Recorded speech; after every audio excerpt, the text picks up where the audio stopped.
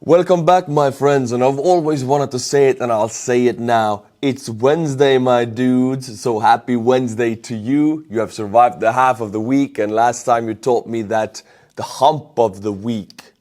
In Estonia we say they broke the back of the week, half of the week is over. And crazy stuff today because French President Emmanuel Macron yesterday in an emergency meeting of the European powers about Russia-Ukrainian war, he said that France, as the only country right now in the EU and NATO, does not rule out sending NATO troops physically into Ukraine to fight. He said that it caused a huge diplomatic storm. Every country in EU and in NATO started reporting that no, we don't send troops. That's not even on the table. What are you talking about, Macron? Even Russia reacted. Russia said that if EU countries would send, NATO countries would send troops into Ukraine, that would trigger a full all-out conflict with Russia and NATO, which would not be, it would be very bad for Russia because there is no comparison in military power between Russia and NATO. The thing is, this is a diplomatic blunder. Sending NATO troops into Ukraine has not been on the table ever for the duration of this war. It is not on the table now. It is just a tongue slip of Emmanuel Macron, but it's very dangerous because such things can be really turned by Russian propaganda against the West. This allows Russian propaganda to mobilize Russian people to take part in this war, that NATO is fighting us. And Macron is, unfortunately, sending these troops to Ukraine needs to be consensus. Every NATO country votes, aye, let's do it, then they do it. It's not that one president says, okay, we can send them and nobody has talked about it, then suddenly it's a diplomatic blunder, diplomatic error. It's not good. This is not how you do diplomacy. This is how you give unnecessary food to Russian propaganda. So yeah, there is no way NATO countries are going to send troops in Ukraine in any time soon, in any short-term future, or even, I would even say long-term future. That's not on the table at all right now. My friends, ever since my Patreon page was deleted for calling Russians occupiers on that page, I've been starting to search sponsors again, because, I gotta do it. I apologize. I have to do it. So I found one and I'm happy. They have sponsored me before. I bring you Fum. Cold turkey may be great on sandwiches, but there's a better way to break your bad habits. I'm not talking about some weird mind voodoo from your crazy neighbor. I'm talking about my sponsor Fum. And they look at the problem in a different way. Not everything in a bad habit is wrong. So instead of drastic, uncomfortable change, why not just remove the bad from your habit? Fum is an innovative, award-winning flavored air device that does just that. Instead of electronics, Fum is completely natural. Instead of vapor, Fum uses flavored air. And instead of harmful chemicals, Fum uses all natural, delicious flavors. You get it?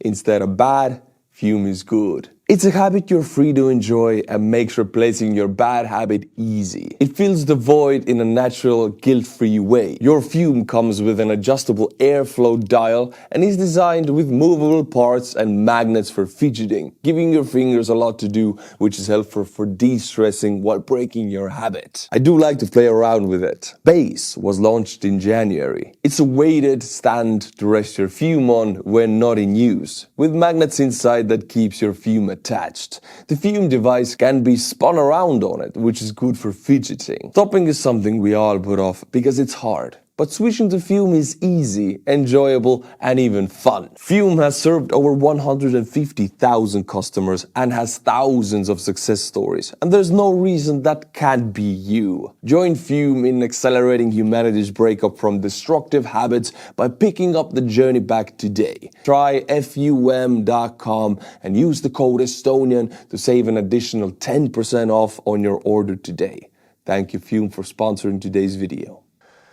My friends, French president's words about sending NATO troops to Ukraine, that was not the only first-of-a-kind thing to happen yesterday. I bring you another one. This is Israel's ambassador to the United Nations, and Israel, for some strange reason, has still not very publicly condemned Russia or very publicly taken a pro-Ukrainian side.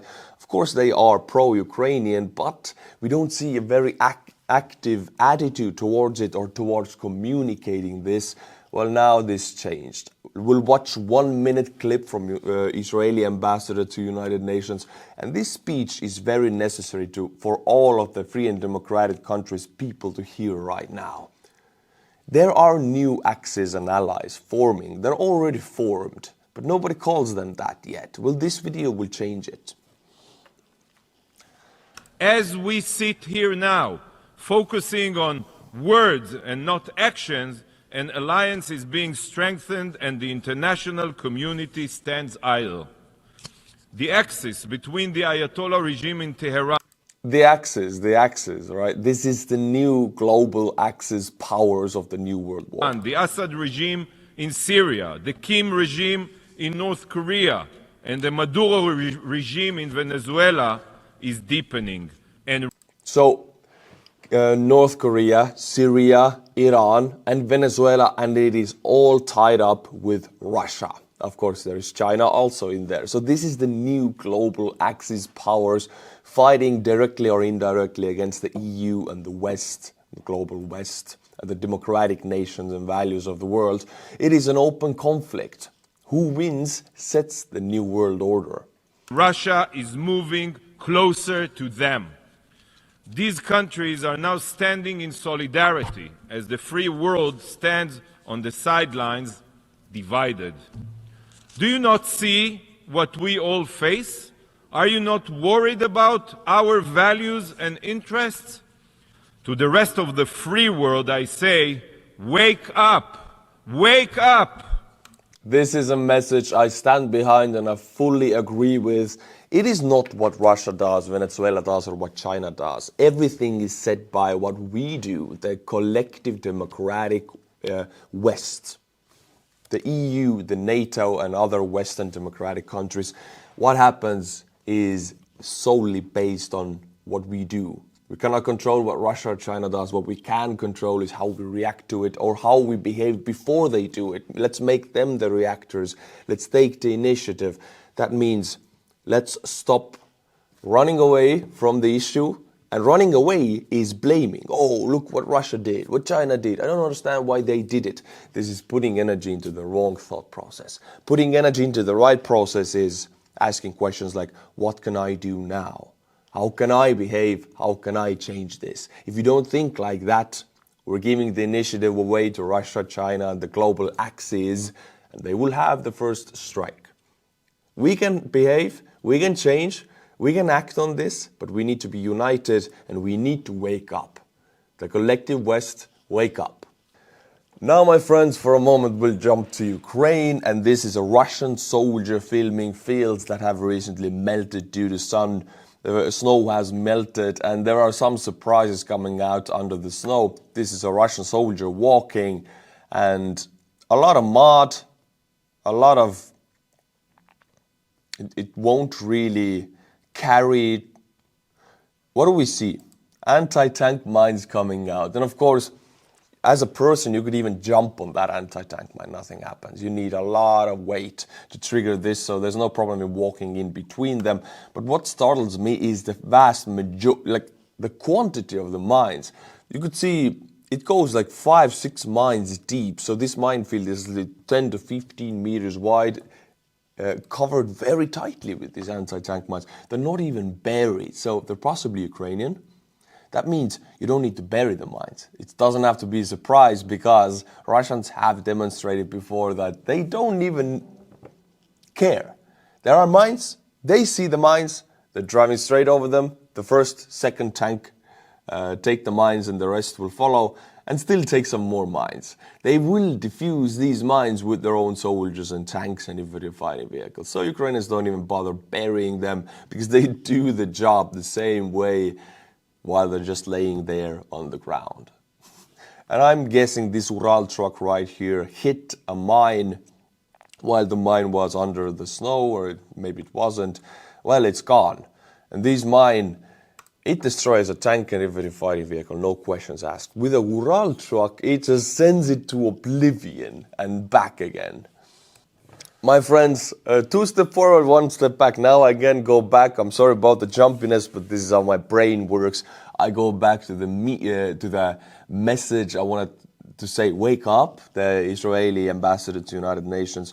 I had an idea. Recently I've had some calls from local media outlets or media outlets in general that they want to do a short interview, 15, 20, maybe 30 minutes. We talk on the phone, sometimes just make a Facebook video call. It's a nice talk and they publish it. So I figured, why not just make a call out of this? I've had such good experience. So if you're part of any media conglomerate or media business, media page, local media, just write to me. Let's make an interview. I have a message to the global West and to the people of democratic nations in the West. And the message is about waking up, not being afraid, and acting now. Feeling the collectiveness that we are, the unitedness that we have to be, because without it we are weak, united we are strong, and this is behind every last person in a democratic nation, because what is a democracy if not the effect of many people who decide to act right now? They have the power, you have the power, who you're watching. So if you're part of any kind of media, write to me. I have a message that I want to give forward. Now again, my friends, I want to share a video with you, and this is a Ukrainian drone filming a Russian buggy. This is not an infantry fighting vehicle, it's an actual buggy. It's one of the first I've ever seen that Russians are using these buggies. Well, buggies are very necessary and very useful in Ukraine. They're fast, they're agile, and they're not in great quantities. Both sides are trying to use them for these reasons I just listed, but the issue is that there's not that many of them ever produced anywhere in the world, and they're, if they break down, you don't get the spare parts anywhere. Well, this buggy is filled to the brink with troops. One half squad, as you can see, they drive to the front, they jump out, and they start to assault the positions, trying to find some forward operating positions or occupy some Russian shooting positions. Some Ukrainian shooting positions that the rest of the Russian team could follow suit. Now, I cannot show you the rest of the video, but I can describe what happens. They're all knocked out cold. They're all sent to meet with their maker one by one. This video shows it. Ukrainian presents are being delivered one by one by up above, and Russian troops are like, hey, present, yay, bada bim, bada boom, no more. Cannot show you, I'm sorry. Now, my friends, after the fall of Avdiivka, and I've said it so many times, if you get one kind of victory, you're like, or I'll bring you another example. If you find $10 on the ground or 10 euros on the ground, for the next 1 to 2 days, you might keep your eyes on the ground searching for another one. It's going to happen again. Oh, I found 10 euros. Maybe there's some more. Russians took Avdiivka. Ukrainians pulled the fighting retreat. After that, the Russians were like, okay, we took Avdiivka. Ukrainian defense lines are crumbling. Push! Period, hurrah! Putin's elections are coming up in March. He's like, okay, let's take some more. Send everything you have. And they push in 5 directions. And they start to use something they haven't used for almost a year actively over Ukraine, which is Air Force. Yes, Russians have about 300 different airplanes and choppers combined all across Ukraine. That's what they're using, 300. Now, they never fly close to the front. But now with Putin's orders before the elections to take more ground, they are starting to fly close to the Ukrainian front line, not over Ukrainian skies, but close to it, and immediately we see the results. And I bring you the results right now. In the last 10 days, Russians have lost 10 aircraft, which includes 1 helicopter and 9 planes. And these are not regular planes. These are very expensive, quite modern, Russian-style modern fighters and bombers. I'll read you the list. In February, 10 Russian airplanes and 1 helicopter became scrap metal. They were worth almost 900 million USD, and February is not even over. On February 7th, fighters of the Davria Operational Strategic Group destroyed a Ka-52 Alligator attack helicopter with the crew on board using manpads. On February 17th, Air Force units destroyed 3 aircraft at once in the eastern direction, 2 Su-34 fighter bombers and 1 Su-35 fighter. Both of these are, in Russian terms, relatively modern and huge losses for the Russian Air Force, because as much as I know, they're not able to build these aircraft, or if they do, they build a few a year, not in months, but a year, a few a year. On February 18th, another Su-34 was shot down. On February 19th, Ukrainian defenders downed Su-34 and Su-35C. On February 21st, another Su-34 was made successful negative landing. On February 23rd, Russia lost its A-50 flying radar, the Russian AWACS, of which only 6 remain, according to the data by the Defense Intelligence of Ukraine. Yes, Russia has more than 6, but only 6 are able to fly, and all Russian missiles that fly into Ukrainian targets are guided by this radar plane, Russian A-50. Without it, Russian missiles are semi-blind. The entire Russian war effort is used, the command points, they're used to having these eyes in the sky, this huge radar in the sky. Without it, they will have to learn how to fight differently, because the entire war effort in Ukraine works with the fact that there is this AWACS in the sky. It has always been in the sky. Now, Russia will bring another one, 6 left, 2 down. They will bring more and more and more because they cannot fight without it until they don't have any of them left. On February 27th, the downing of the Su-type vessels continue. 2 Su-34 fighter bombers under the belt of the armed forces of Ukraine. 7 Su-34s, 2 Su-35s, 1 Ka-52 and 1 A-50. Beautiful, magnificent, молодец. Yes, I like it. My friends, and now going back for the 3rd time to the message that wake up, in especially European countries. It doesn't matter what America does, United States, it doesn't matter if they have elections or if they don't want to support Ukraine or if they want to support Ukraine. It's our continent, our Europe. We are right here. I'm next to Russia in Estonia. It matters what we do. Cannot rely on the United States. They have the right to live how they want to live. They have the right for isolationist politics. It's what we do here in Europe. And this is why I want to bring to you, and let's have an applause, European Parliament approves 50 billion euro packet for Ukraine. Now, this is what I'm talking about. This is to show Russia and the world that we can take care of ourselves, and we actually can. There's a lot of weapons and a lot of money in Europe. So much we could take on Russia, but it's about being united and having the political will and the balls to make these decisions, because some European leaders don't have the political will and they don't have the balls. I'm not going to name any names.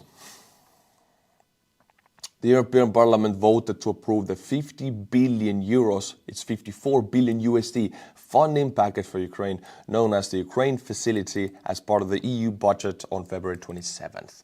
I will read you like a few sentences here because it's pretty important. And also if you want to say, oh, Ukraine's so corrupt, why we cough money at them?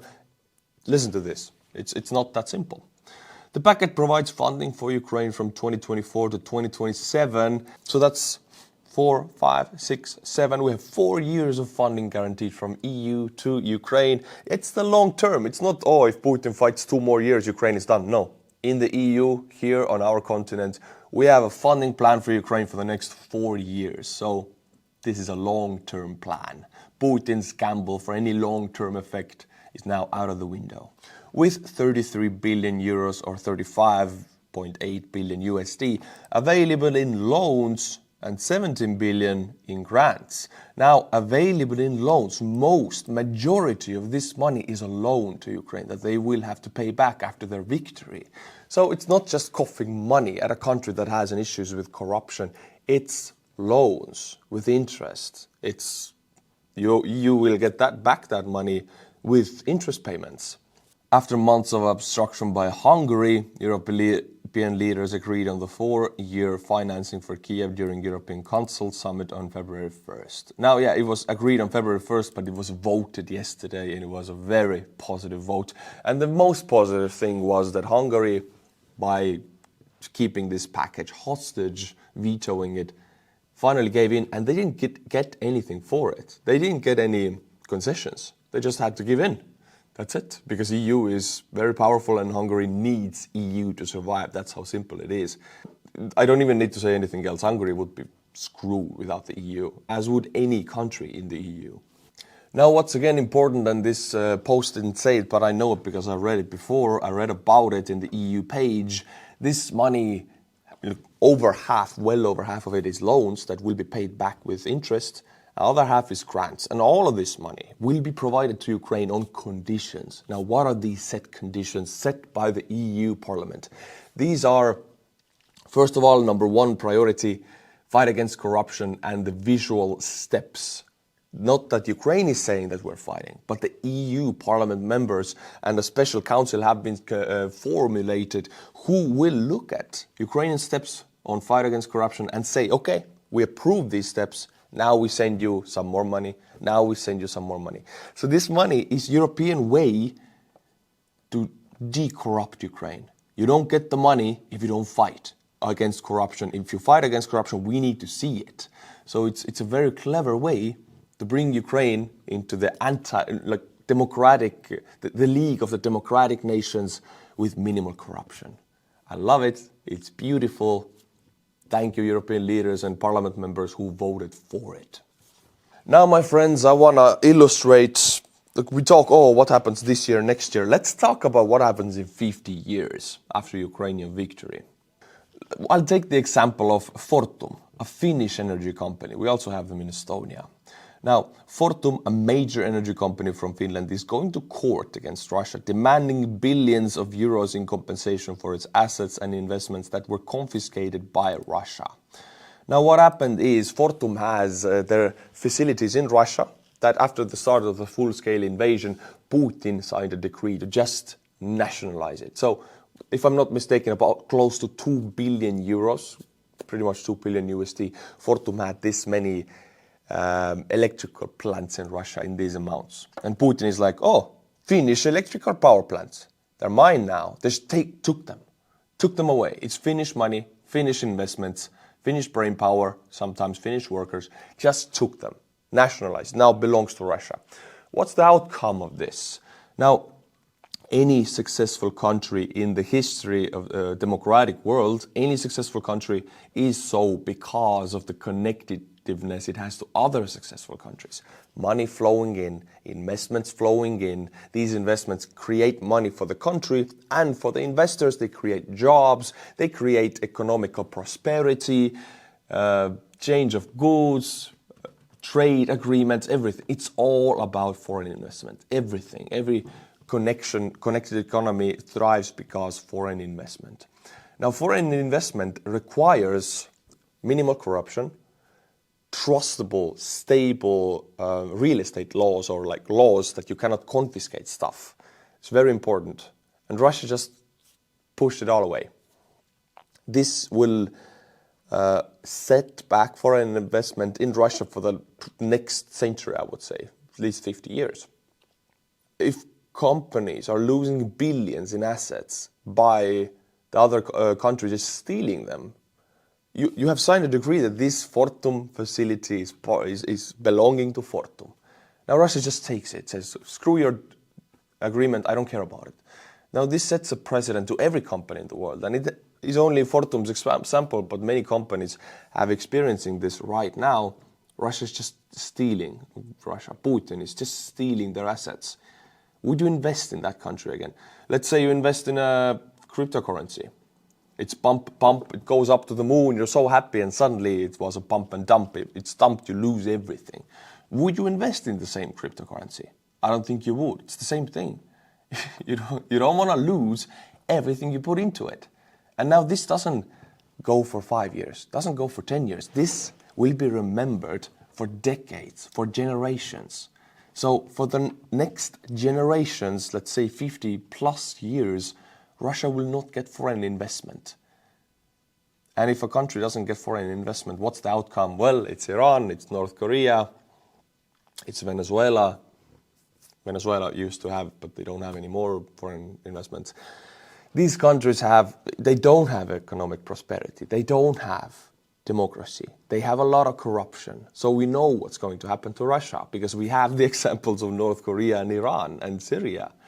We know what's going to happen in 50 years to Russia. It's going to be a backwards third world country with a lot worse standards of living than it has now. Because what it had now is because of 30 years of massive foreign investments ever since 1991 to 2022. They have had hundreds of billions of foreign investment from the USA, from the EU, from every country in the world almost. They have invested in Russia. It's all gone now. My friends, now I bring you Anders Nielsen, military analyst and naval captain of the Royal Danish Defence College, considers two main scenarios for events in the third year of the major war. And I read these two scenarios. They're quite short and compact, so I don't want to waste your time. I'll summarize them for you. And I like the way he thinks.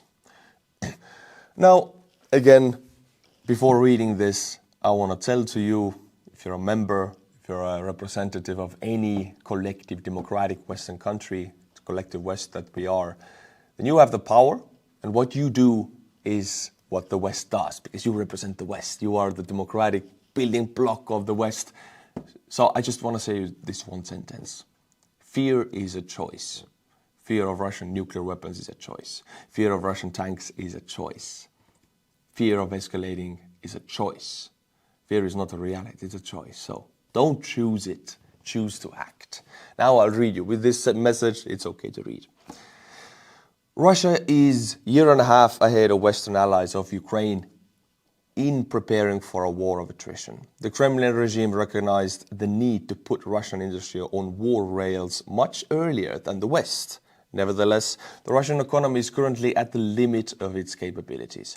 The majority of the military equipment and ammunition produced in factories are not new, but refurbished and restored Soviet-era items. Yes, most tanks and even fighting vehicles we see are PTRs 70s, PTR 80s, T-72, some Ts 80s, and very rarely T-90s. So it is old stockpiles that are being fixed up because mostly they are outside and rusting, they need fixing up. So what Russian military facility is doing is fixing up, repairing old machinery. They're not building new ones in that tempo that they're losing them. When the warehouses are emptied, production will sharply decline because they're not able to produce new ones that fast as they're able to fix old ones. That's the issue here. They do have thousands more, but they will run out. If we give Ukraine the weapons, that is. At the moment, Russia is financing the war by burning through its savings, so it's impossible to maintain a stable economy in the long term. In addition, there is a risk that the Russian economy will simply overheat. Competition between the private sector and army forces wages to constantly increase, which could lead to uncontrollable inflation. Prigozhin's mutiny and the repression that is beginning to take on massive character point that the regime might not be as stable as it looks. This instability will grow also because of the growing casualties on the front, which at some point will reach a critical point, possibly affecting the public opinion. To summarize, time is not on Russian side.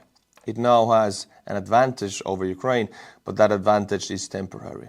Russia is already at the peak of its capabilities, while Ukraine and its allies are only now starting to slowly increase the production. Now again, the collective West is not united, not acting united. Why? Because they're afraid. The leaders and representatives of democratic people in the West are afraid of escalation. They're afraid of Russia. That means Russian propaganda and Putin's fear has worked in the mindset of the Western people. My friends, I'm next to Russia. I'm 250 kilometers from St. Petersburg. I'm not afraid. If Russia comes, I'll be the first one under the gun, shooting back, pulling my trigger. Don't be afraid. Choose not to be afraid, because then you can choose to be united and act united. So it's a choice, remember this. Now the pessimistic scenario. indecisiveness and lingering by the Western countries will lead to a drop in production and military aid, causing Ukrainian military industrial capabilities to remain below Russia's. At the same time, Russia might start provocations against NATO countries so that they focus on their domestic agenda and finally stop helping Ukraine. Now, focus on their domestic agenda and stop helping Ukraine. Every kind of sentences in the Europe, at least, I'm not saying America, in Europe, because it's our continent and our war, every kind of sentence that you hear from your local parties that we need to focus on domestic issues, we cannot help Ukraine. This is Putin's propaganda and it's aiding Putin's narrative. You know why? Because there is no domestic issue bigger than the threats against Ukraine right now. There is no domestic issue in England, in France, in Italy, bigger than the Ukrainian occupation by Russia, because that sets the entire European plane under threat. No issue. If some politician says that a country has bigger issues in EU than aiding Ukraine, then you know Kremlin's money is flowing, because that takes attention away from Ukraine, focuses on that country, and that severely weakens the EU in the long term. When Ukraine would to lose to Russia, the EU would be done. So that's what I think, that's how I think. So if you elect a representative to yourself, no domestic issue is ever bigger in the European plane than aiding Ukraine right now. This sets the future president and the new world order. Who wins that war? Okay, the rant is over. I'm sorry, I have to apologize. I gotta make jokes now. Too serious. Let's make some stupid... Oh, yeah. I have a next topic right here. Ukrainian attacks against Russian oil facilities have bear fruit. How do we know it? Of course, the Russians don't say it, but we know it because the Russian government has banned the export of gasoline from the country for 6 months. Therefore, Ukrainian attacks on oil refineries have yielded results, and Russia is forced to impose restrictions to prevent a deficit.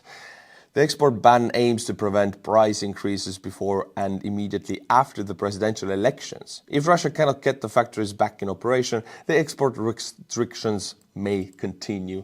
Beautiful. Ukraine has focused one by one and methodically attacking Russian oil refining facilities. Why? Because crude oil is cheap. Refined oil products like engine oil, diesel, gasoline, all of these, there's many different, there's even gas. You can make a lot of different products from crude oil, of course. They are expensive. They get a lot of money for Russia.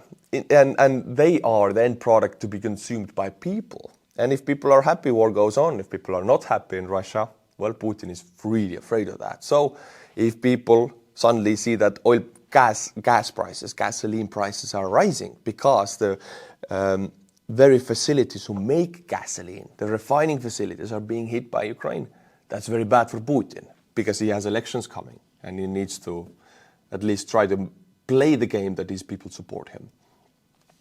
So, 6-month ban on export of refined oil products gives us a message that Ukraine is doing something right. It really hurts Russia. It really hurts the people who now have to pay more, and some areas in Russia have a deficit in gasoline products, oil products. In one of the greatest oil reserve countries, there's a deficit of gasoline. Well, we are, right? That's how it is. Otherwise, they wouldn't ban it. It brings in money. The only reason to ban it is because they're screwed. My friends, short message in the end also, I do really value you. You have given me an ability to do what I love. I love fighting for my country and fighting for Ukraine. I feel the mission. I feel that I'm needed. It's a good feeling. You have given this to me. I feel that I'm needed by you. Thank you for it. And thank you for being back. And please be back tomorrow, because I'll be uploading a new video tomorrow. And now in the end, I'll also show you a video about the secret meeting I had in Ukraine. Don't worry, no OPSEC stuff. Definitely, thoroughly edited out. You will only see the outline. You don't see what we're developing. We're developing something big. But until tomorrow's video, my friends, Slava Ukraini, and bye-bye.